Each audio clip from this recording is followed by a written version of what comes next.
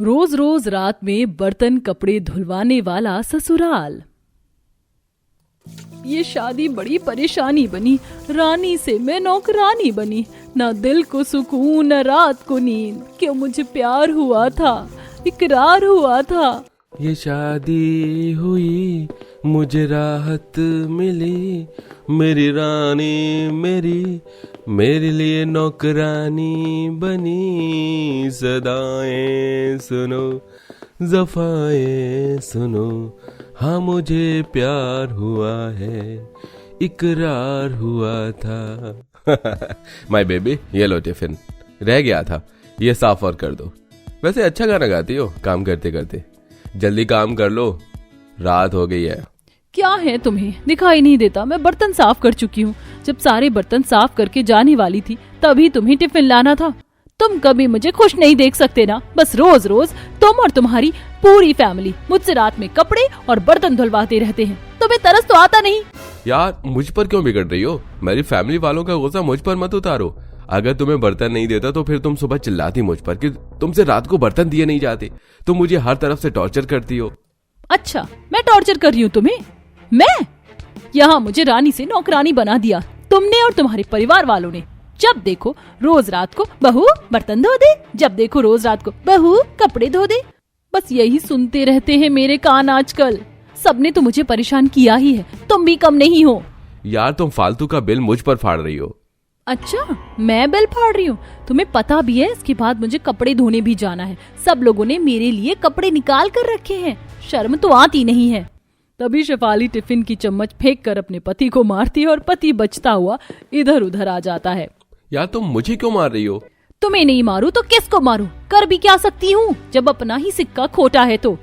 तभी पति वहाँ से 9-2-11 हो जाता है। फिर टिफिन साफ करके शेफाली कपड़े धोने चली जाती है, जहाँ सास कहती है, बहू ले मेरी शॉल और मोजे भी धो दे। तुझे पता तो है ही अभी मेरे पास सिर्फ एक ही शॉल है जो कि दिन में ओढ़ने के लिए चाहिए, इसलिए तू इसको अभी धो दे। अरे तुम लोग कपड़े धो रहे हो तो मुझे क्यों नहीं बताया? अरे बहू मेरा टोपा भी धो देती, सिर पर बहुत ठंड लगती है। दिन में टोपे पर चाय गिर गई थी ना। ठीक है माँ जी, पापा जी, मैं ये धो देती हूँ, आप यहाँ रख दीजिए। और कोई कपड़े तो नहीं है ना? नहीं बस इतने ही थे, पर तू परेशान मत हो, जल्दी ही कपड़े धो लेगी। वैसे भी तेरे पास ज्यादा कपड़े नहीं हैं, रोज रोज धो देती है। उनके जाते ही बहू कपड़े धोने लगती है। ये ससुराल वाले बड़े प्यार से कपड़े लाकर रख देते हैं। ये तो दिखाई नहीं देता कि बहू ठंड में रात को कैसे कैसे कपड़े धो रही है। एक दिन कपड़े छोड़ दो तो आफत कर देते हैं। अपनी बेटी को तो कपड़े धोने को बोला नहीं जाता, बोलते तो समझ आता बहू कितनी परेशान है। काश उस दिन माँ जी ने ये नहीं बोला होता। सब लोग हॉल में बैठकर टीवी देख रहे होते हैं, तभी खिड़कियां अपने आप खुल जाती हैं और ठंडी ठंडी हवा अंदर आती है। माँ बहुत ठंड लग रही है। ठंड से याद आया, भाभी मेरे ऑफिस जाने के लिए स्वेटर गंदा हो गया है और पैंट भी नहीं है। आप यही धो दो, सुबह बताना भूल गया था आपको। हाँ भाभी, मेरे भी कॉलेज के कपड़े गंदे हो गए हैं और आज के कपड़े भी गंदे हैं, स्वेटर शॉल भी और कल का नाइट सूट भी। ये सारे कपड़े मुझे कल चाहिए, इसलिए आप अभी धोकर रख दो। अरे तुम्हें पहले बताना चाहिए था ना। वैसे बहू मेरी भी 2 साड़ी और जुराबे गंदी हैं, उन्हें धो दे। अरे इन सब की बात सुन ली हो तो मेरे लिए गर्मा गर्म चाय पिला। अरे चाय पीने का मन कर रहा है। इस टाइम माँ जी पापा जी, अभी तो हमने खाना खाया है। खाना खाने के बाद चाय कौन पीता है 11 बजे? और माँ जी सोने के टाइम में कपड़े धोकर मुझे ठंड लग जाएगी। वैसे भी दिसंबर की ठंड है। आप सब लोग कुछ और कपड़े पहन लो, कल मैं दिन में फटाफट धो दूंगी। नहीं भाभी, मेरे कपड़े बहुत इंपॉर्टेंट है, आप ऐसा मत करो, इतना टाइम नहीं लगेगा 2-4 कपड़े धोने में आपको। हाँ भाभी मेरे कपड़े भी धो दीजिए, कल मुझे ऑफिस जाना है, इम्पोर्टेंट मीटिंग भी है। बहू इतने कपड़े धोएगी तो मेरे भी धो दियो, ज्यादा देर नहीं लगेगी, कर दे। और वैसे रोज शाम को पानी आता है तो आज शाम का पानी इस्तेमाल कर ले, कल सुबह तक खाली हो जाएगा तो कल शाम को फिर हम भर लेंगे। सुनो, पापा के लिए चाय बना रही हो तो मेरे लिए भी बना देना। वो क्या है ना, सर्दियों में चाय पीने का मेरा भी मन करता है। और हाँ, अदरक जरूर डालना। भाभी मेरे लिए 1 कप चाय। मेरे लिए 2 कप भाभी। ठीक है, मैं सबके लिए पहले चाय बना देती हूँ, फिर कपड़े धो दूंगी। और जो भी कपड़े गंदे हैं ना, आप बाथरूम में रख दीजिए। बहू चाय बनाते बनाते बड़बड़ा रही होती है। ये ससुराल वाले अपने आप को समझते क्या हैं? रात में भी इन्हें चैन नहीं है, किसी को मेरी पड़ी नहीं है। पूरी रसोई साफ करके सोने जा रही थी, मेरी मती मारी थी जो हॉल में टीवी देखने के लिए आ गई। इन लोगों ने तो मुझे काम पकड़ा दिया। वापस से चाय बनाकर बर्तन साफ करने पड़ेंगे और कपड़े भी धो। कितनी ठंड है। शेफाली चाय बनाकर सबको दे देती है और ठंडे पानी में कपड़े धोने लगती है। तब जाकर 1:30 बजे सोती है। अगले दिन भी बहू किचन में ठंड में बर्तन धोकर सोने जा रही थी कि देवर और नंद फिर बोल देते हैं, भाभी मेरी ये भी इम्पोर्टेंट कपड़े हैं, कल भी सर ने मीटिंग रख दी है, अब मुझे फॉर्मल कपड़े पहनना होगा, आप इसे धो दीजिए प्लीज, और मेरी जैकेट भी। भाभी मेरे भी हैं, कल का नाइट सूट गंदा पड़ा है और ये 2 कपड़े तो आपको कल रात को देना भूल ही गई थी, आज रात को धो दीजिए। नहीं, मुझे कोई कपड़े नहीं धोने, मैं अपना सारा काम खत्म करके सोने जा रही होती हूँ, तभी आप लोगों को ये सब कपड़े देने होते, मैं नहीं धो रही। बहू तूने मेरे बच्चों के काम के लिए मना कैसे किया? तुझे पता है ना कल दोनों का कितना इम्पोर्टेंट काम है। अब से तू रोज रोज रात को कपड़े बर्तन धोएगी, क्योंकि इन्हें कब कपड़ों की जरूरत पड़ जाए पता नहीं। और हाँ, रसोई में मुझे एक भी बर्तन नहीं मिलना चाहिए, और वैसे भी शाम को पानी आता है, आज धो देगी तो कल दिन की धूप में सूख भी जाएंगे। इसलिए माँ जी मैंने बोला था कि दिन में धो दूंगी, इनके पास और भी तो कपड़े हैं, वो क्यों नहीं पहन रहे, और मुझे ठंड लग गई तो। अरे बहू बच्चों के कपड़े धो दे, देख कल मुझे भी अपने दोस्तों के साथ मंदिर पर जाना है, तो मेरी ये जैकेट, टोपा और ये कुर्ता भी धो दे, और रही ठंड की बात तो तू हीटर जला लेना। अंदर से गुस्सा तो बहुत आ रहा है, लेकिन अब पापा जी को मना कैसे करूं, मुझे करना ही पड़ेगा। ठीक है पापा जी, धो देती हूँ। इसके बाद बहू ठंड में कपड़े धोकर कांपती है, पर किसी को कोई फर्क नहीं पड़ता।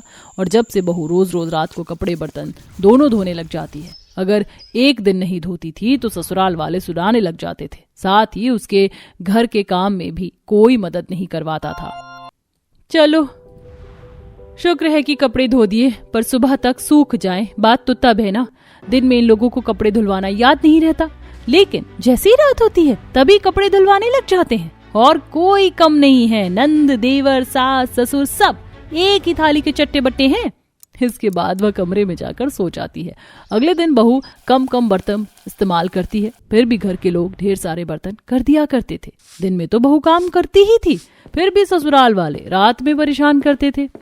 चलो शुक्र है आज कोई कपड़े नहीं है, कल ही मैंने सारे कपड़े धो दिए थे, आज मैं आराम करूंगी। वैसे भी माँ जी अभी तक नहाई नहीं है। अरे बहू मैं नहाई नहीं हूँ, लेकिन मैंने कपड़े बदल दिए थे, ये रहे मेरे गंदे कपड़े, इसको धो देना। हाँ भाभी आज तो मुझे भी बहुत ठंड लग रही है, देखो मेरे दांत भी किटकिटा रहे हैं, इसलिए मैंने सिर्फ कपड़े बदले हैं, नहाई नहीं हूँ। क्या आप सब लोगों ने बिना नहाई कपड़े पहन लिए? ये कौन सी बात है, अंदर से साफ नहीं है, ये तो मेरा काम बढ़ाने वाली बात हुई माँ जी। चल हट, 4 दिन की आई हुई, अब तो हमें सिखाएगी, इतनी ठंड में नहाकर हम सब मर जाएं क्या? अगर बिना नहाए दूसरे कपड़े पहन लेंगे तो क्या हो जाएगा? तेरा कपड़े धोने का काम है ना, तो सिर्फ कपड़े धो, दिमाग मत चला।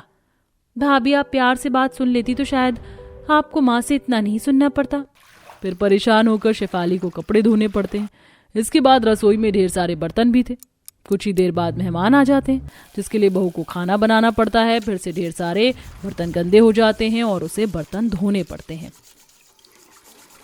ना मेरे ससुराल वालों का दिल ईमानदार है और ना ही उनके रिश्तेदारों का। रात के 10 बजे ही टपक जाते हैं, जिनके लिए खाना बनाना पड़ता है और फिर बर्तन भी मांजो और सुनो भी इनकी।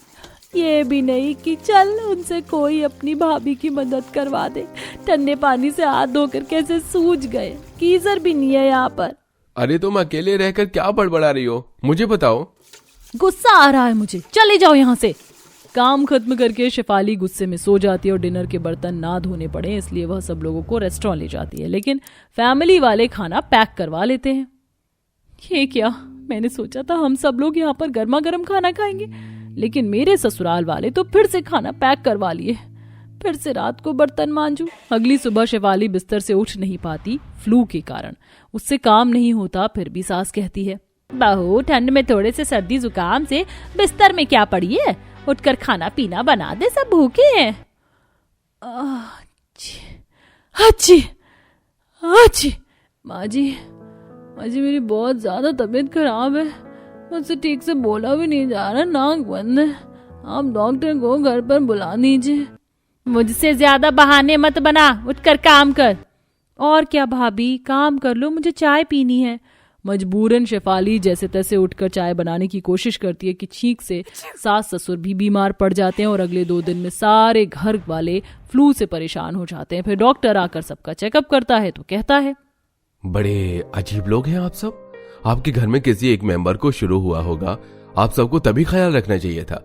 अब सब बीमार हैं। सब मास्क लगा कर रहना, हमेशा खाने से पहले, खाने के बाद, छींक के बाद, और हैंड वॉश भी करेंगे, और दवाई टाइम पर लेनी है। डॉक्टर साहब, मैंने तो अपनी ससुराल वालों को समझाया था, लेकिन ये समझते ही नहीं है। इन्हें तो हमेशा यही लगता है कि बहू काम चोर है, पर किसी को क्या पता एक बहू ही होती है जो पूरे घर को संभाल कर रखती है, जिसके बिना किसी का गुजारा नहीं हो पाता। बहुत गलत बात है, आप लोगों को ऐसे नहीं करना चाहिए था। और ठंड में आपको ठंडे पानी से बचना चाहिए, वरना निमोनिया भी हो सकता है। मेरी ही गलती है बहू, मुझे माफ कर दे। अच्छा, इस तरह ससुराल वालों को अपनी गलती का एहसास होता है और अब बहू को भी रात में बर्तन कपड़े धोने नहीं पड़ते। साथ ही नंद और सास भी घर का काम करवाने में मदद करते थे।